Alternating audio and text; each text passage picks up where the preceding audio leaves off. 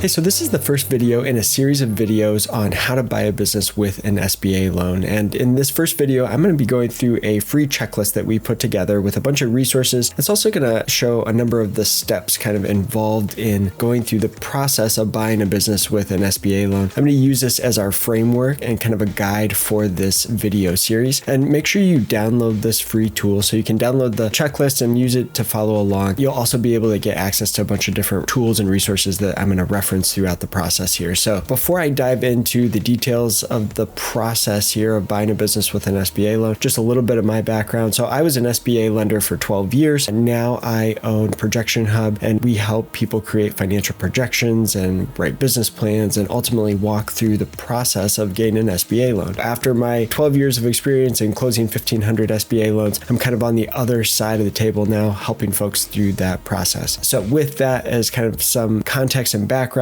let's go ahead and dive into what we have put together in this checklist.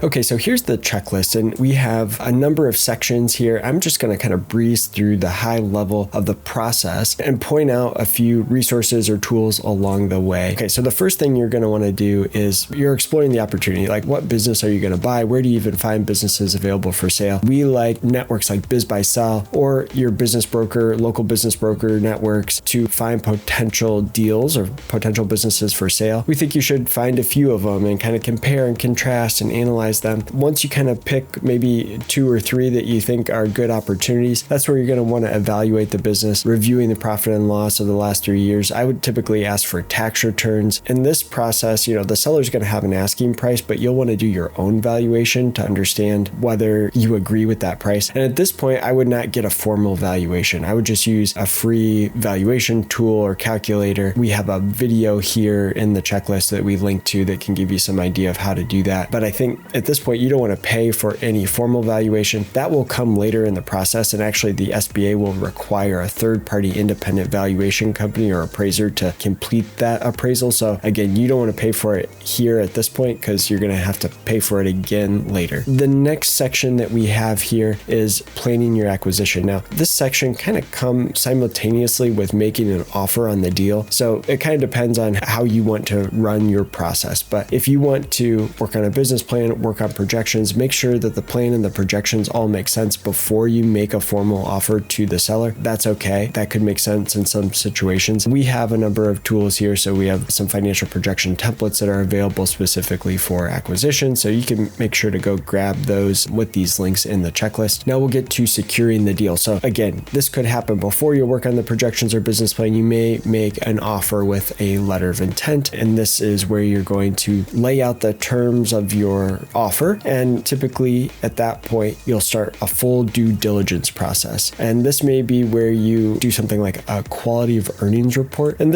a quality of earnings report could be done if it's a larger deal. Spending $10,000, $20,000 on a full quality of earnings report probably makes some sense. Sometimes if you've got a deal that's $500,000, you don't want to spend $25,000 on a quality of earnings report probably. And so there may be some other lighter financial due diligence that you can do. Again, we've got a link here to some resources on that. Once you have the deal secured and you're moving forward, that is the point where I think you need to find a good SBA lender. And we have a tool that is going to take the publicly available SBA loan data and let you sort and filter it by location and industry and loan purpose. So you could find what SBA lenders have done a lot of acquisition deals for car washes in the state of Texas with this tool, right? So make sure to take advantage of that. That's free as well. And you can kind of find some lenders that seem to be a good fit. Okay, so the final step in the process is finalizing and closing the deal. So getting that final approval from the lender and then closing the deal. That can be a pretty long process, but I'm going to do a deeper dive further in the series here where I'm going to kind of go through the different steps of once you have an approval, what should you expect, and kind of walk you through that. That is kind of the roadmap of where we're going. Again, make sure to download this checklist. It's free. It has a bunch of links to resources. And then one final resource resource I really want to point out here is